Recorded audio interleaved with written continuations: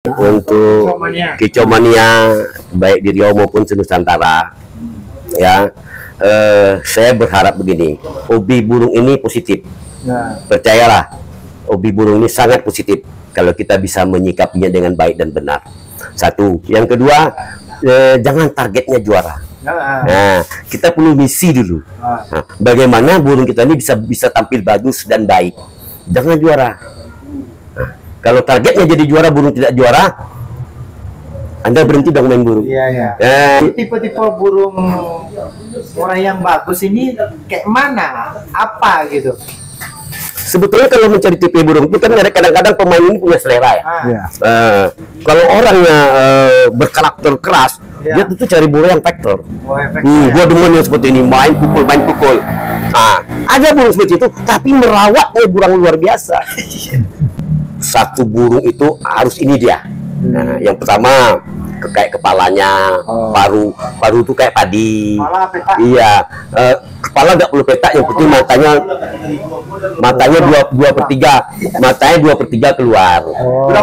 Iya, itu paru kayak padi bulat gitu. Kalau bisa dia ada rongga, ini berarti volumenya dasar. Nah, gitu. Sudah itu kaki jangan terlalu panjang dan jangan terlalu pendek. Nah, itu. Sudah itu dada ini harus terbuka, harus bidang. Jangan tutup kayak pinggang, jangan. Nah, jadi agak siku dia. Jadi kalau kita lihat itu agak segitiga gitu. Kalau kita lihat dari depan dia agak melebar di dada. Jadi dia berbahu. Biasanya kalau kayak gitu nggak bakalan meleset ya? Nggak pernah meleset itu. Pasti bagus. Iya, satu panjang ekor tuh 1,5 badan. Nah, ini burung yang ideal. Nah, 1,5 badan. 1,5 badan tuh gini, badan tuh 1 tambah setengah. Nah, panjang ekor tuh lebih kurang seperti itu. Jangan kependean dan jangan lagi kepanjangan. Terus ekor berapa senti yang ideal untuk yang bagusnya, Pak? Itu tadi ukur badannya. Dari badan. Itulah teman-teman karakter burung murai yang bagus seperti yang dibilang Pak Wo ini dia. Itu penilaian, kalau penilaian dia tidak bakalan meleset. Contohnya Mantoya. Ya.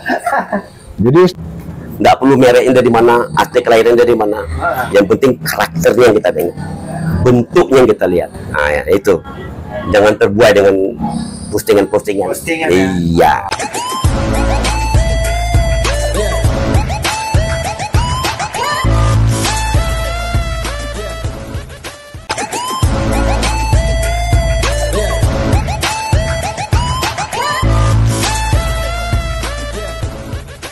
Belajarlah, isilah ilmu itu. Jadi baca karakter burung setiap kita menjuri. Kenapa burung ini seperti ini? Kenapa burung ini seperti ini?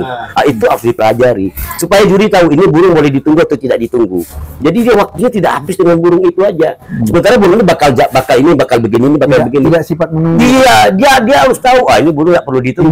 Ibaratnya dengan sama kayak gini, kita suka dengan seorang wanita. Kita udah jelas karakternya tidak sama. Kenapa dipaksakan gitu? Kenapa mesti ditunggu gitu? Jadi dia habis waktu juga di situ. Jadi kalau kita betul-betul tidak dengan hati, berat untuk dapat ilmu yang seperti itu. Karena tumbang dari hati, sudah itu pengamatan kita. Ini burung ini kemana? Ini burung ini kemana? Nah, jadi ini beda lagi karena saya kan ilmu saya bukan di kecomannya, jadi perkutut begitu. Perkutut itu suara anak kita tahu ini bakal kemana nih suara seperti ini. Kenapa? Dia akan terjadi transaksi suara. Nah, suaranya akan berubah, umur sekian dia berubah, umur sekian berubah. Dan ini harus diamati, baik dari peternak sendiri maupun dari pemain, dari penghobi, supaya dia jangan salah beli. Itu tipe-tipe burung orang yang bagus ini kayak mana? Apa gitu? Sebetulnya kalau mencari tipe burung itu kan kadang-kadang pemain ini punya selera ya. Kalau orangnya berkarakter keras, dia tentu cari burung yang faktor. Gua demen yang seperti ini, main pukul. Ada burung seperti itu, tapi merawatnya burung luar biasa. Karena burung itu kalau tenaganya tidak cukup, dia gembos di belakang. Nah, jadi kerja kerasnya awal itu sia-sia. Kerja awal yang bagus itu sia-sia. Karena di belakang dia gembos. Dan ini perlu kita siasati. Kalau kita masih ingin burung seperti itu, ya kita harus belajarlah cara merawat yang baik, yang benar seperti apa. Mengkondisikan dia. Apakah dengan jemur, apakah dengan umbaran. Nah, inilah strategi setiap penghobi seperti apa gitu. Ya makanya saya juga kemarin waktu kita berbincang dengan Pak Nuriman juga di sana dia menyebutkan memang betul seperti yang Bang bilang karakter Montoya itu memang sesuatunya yang dipelajari dari beliau yang saya ambil kesimpulan yang setelah tahu gimana burung karakter mana yang bagus dan itu dapat di Montoya. Karena juga dari pengakuan Pak Nuriman juga dia perawatannya nggak neko-neko dia. Ya. Tidak ada umbaran. Makanya saya bilang Montoya itu burung aman. Burung aman. Karena dia bermain buat diri sendiri. Dia nggak perlu marah-marah, dia perlu ngotot. Dia nggak pernah sujud-sujud gitu marahin burung lain enggak. Makanya bilang lu mau ngomong apa, lu mau lagu apa silakan. Dia ditembak orang dia paling-paling dia berbalik. Nggak suka dia ditekan orang itu dia berbalik. Itu yang saya lihat dari Montoya ini luar biasa. Dia menghindari serangan orang, dia berbalik. Saya berapa kali burung ini nggak suka seperti ini. Jadi kadang-kadang orang itu kan nakal untuk menjatuhkan Montoya itu kan bermacam cara. Wah, ini ada burung dasar ditaruh di sebelah Montoya. Montoya itu tidak mau digitukan. Asal biar diserang, dia berbalik. Jadi dia nggak layani itu. Nah, inilah burung yang saya anggap itu tuh memang burung-burung luar biasa. Itulah salah satu tipe seperti Montoya itu. Jadi menghadap musuh. Ya, jadi kan perlu diketahui begini, setelah Montoya itu muncul, itu burung kuntu tidak pernah bersisa. Pas keluar dari kuntu habis.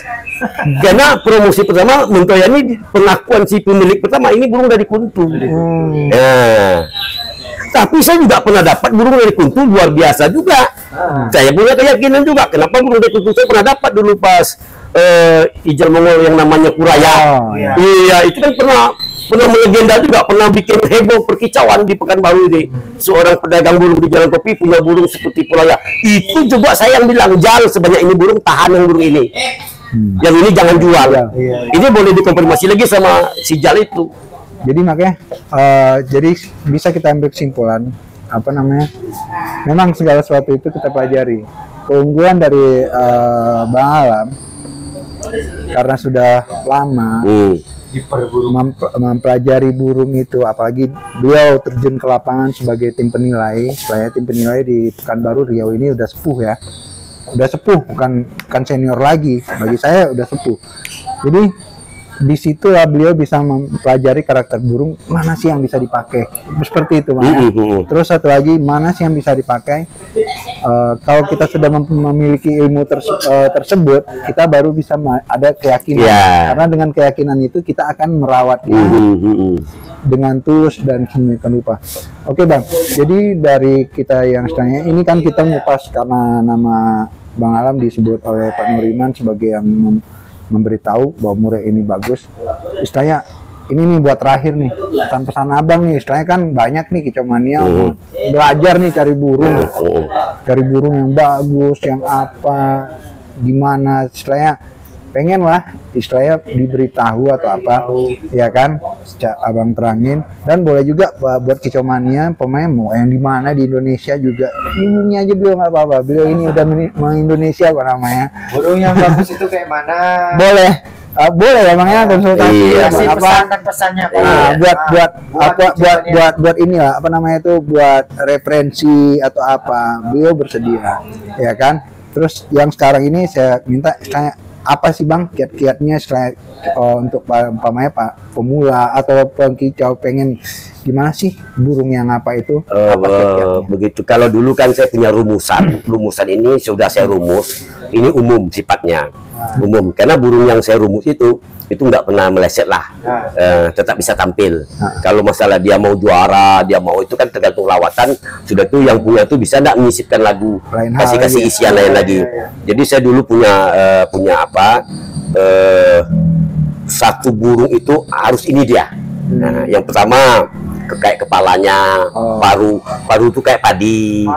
Iya, kepala nggak perlu petak, yang penting matanya 2/3, matanya 2/3 keluar. Iya, itu paru kayak padi bulat gitu. Kalau bisa dia ada rongga, ini berarti volume dasar. Nah, gitu. Sudah itu kaki jangan terlalu panjang dan jangan terlalu pendek. Nah, itu. Sudah itu dada ini harus terbuka, harus bidang. Jangan tutup kayak pinggang, jangan. Nah, jadi agak siku dia. Jadi kalau kita lihat itu agak segitiga gitu. Kalau kita lihat dari depan ya, agak melebar di dada. Jadi dia berbahu. Biasanya kalau kayak gitu enggak bakalan meleset ya, Pak? Enggak pernah meleset itu. Pasti bagus. Iya, satu panjang ekor itu 1,5 badan. Nah, ini burung yang ideal. Nah, 1,5 badan. 1,5 badan itu gini, badan itu 1 tambah setengah. Nah, panjang ekor itu lebih kurang seperti itu. Jangan kependekan dan jangan lagi kepanjangan. Terus ekor berapa senti yang ideal untuk yang bagusnya, Pak? Itu tadi ukur badannya. Dari badannya, badan ke depan nih. Sekarang ukuran badan begini. Ini ukuran badan nih. Iya. Nah, ini ukuran badan. Ukuran ekor ini 1 ini tambah setengah. Jadi 1,5 badan. Kadang badannya besar, ekornya pendek, tapi mainnya nggak ideal. kurang ya? Itu nggak ideal. Yang pertama dilihat juga nggak enak. Iya, nggak enak. Burung tuh nggak ideal. Sudah tuh dalam penampilan dia juga nggak enak. Mainnya juga kurang. Dia gini-gini aja. Untuk apa? Ekor ini kan pemanis. Satu ekor ini tujuannya di pertama pemanis, yang dua dia keseimbangan. Dia dari lucutan ekor itu dia mengeluarkan tenaga. Kalau ekornya pendek, tenaganya hanya pendek-pendek, lepas-lepas suaranya, putus-putus. Jadi tidak bisa narik isian, membawa isian kenari itu berat tuh payah, ya kan? Kalau dia mau bawa lilin, pendek-pendek aja, lepas-lepas suaranya. Jadi itu garis umum. Kalau nanti yang lebih dari itu kan burung kan beda-beda ya. Ada lagi burung yang unik, yang perlu kita pelajari juga. Ada burung yang ekornya berselisih. Ini bukan burung sembarangan. Tidak sama panjang, bukan, tidak sama panjang. Ini hati-hati ini burung. Kenapa? Ini berbahaya juga nih. Dapat burung seperti ini bisa bercerita dia. Dia bisa menunjukkan sesuatu. Ekornya tidak sama kayak gini. Ada kan ketemu burung begitu, itu jangan dibuang. Tolong dirawat bagus-bagus. Tapi dengan syarat memang bawaannya kayak gitu, jangan murahnya yang nggak selesai. Jangan rusak. Itu memang tipe burung seperti itu, kayak gitu dia ada. Ada burung ada. Kita kalau orang burung kan tahu. Itu jangan disepelekan itu burung. Itu berbahaya.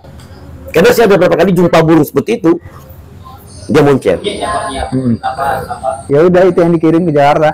Satu, kalau kita bisa lihat lah gambar kemasan makanan kemasan yang dari Gokling, Goking. Itu kan gambar burungnya kan geger. Iya. Kenapa itu dijadikan brand ambasadornya?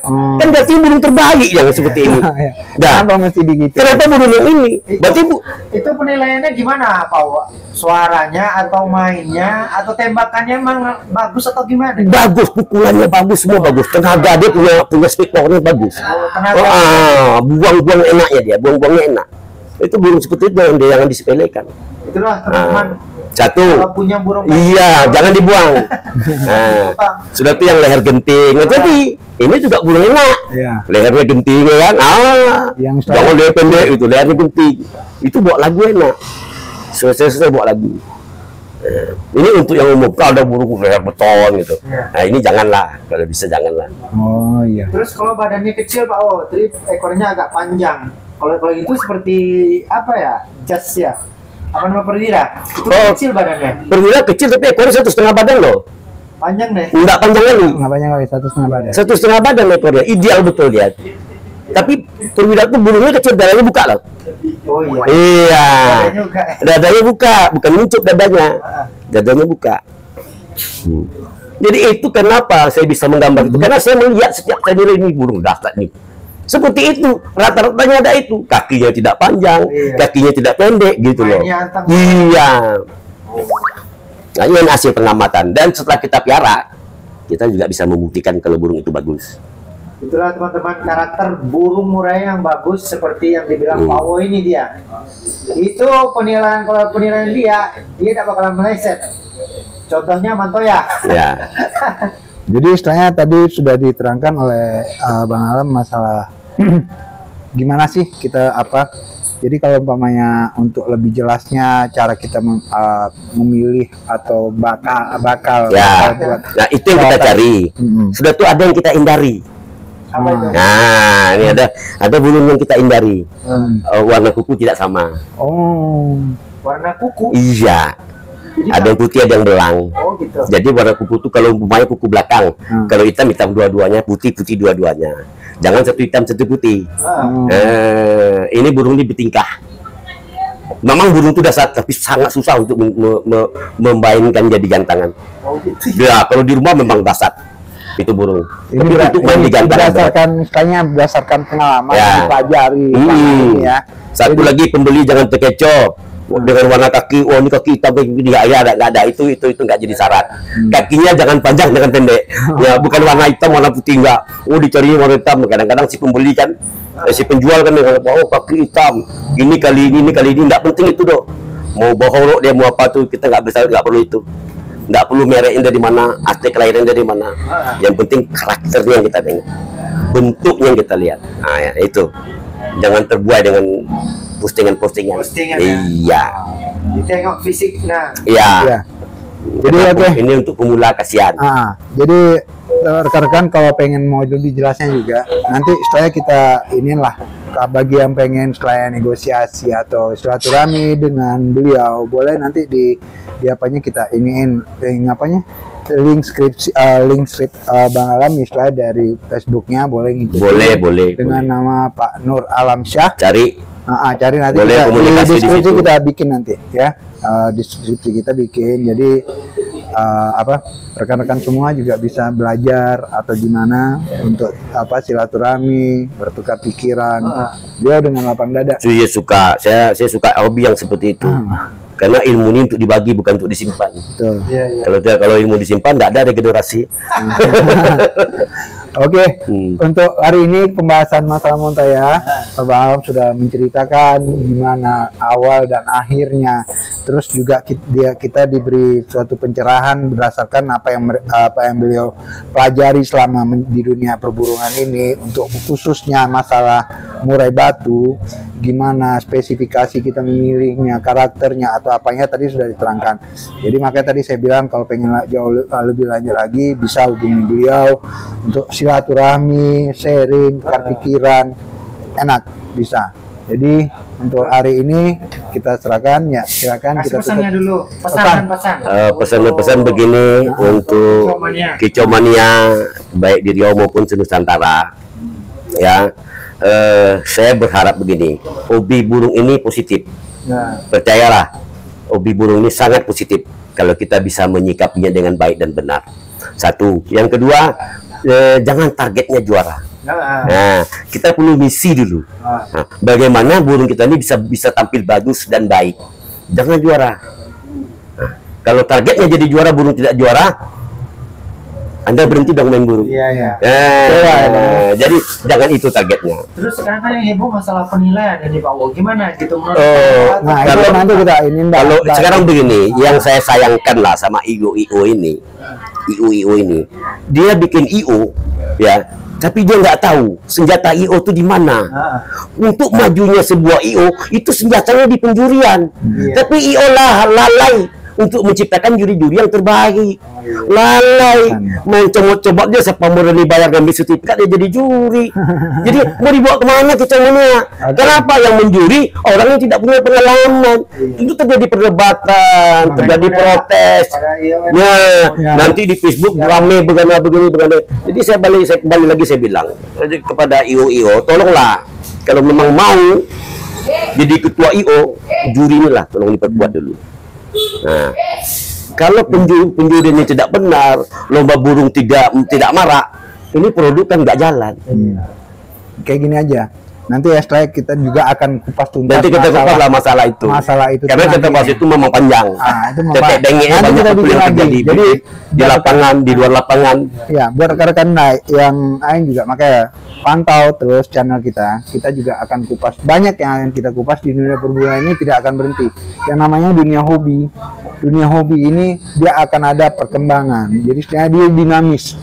Jadi untuk hari ini masalah yang apa sudah kita silakan. Oke. Saya Riko, Becky. Dan Nur Alamsa, nama bekennya Pak Wo. Bye bye. Bye bye. Kita pamit dulu. Terima kasih banyak.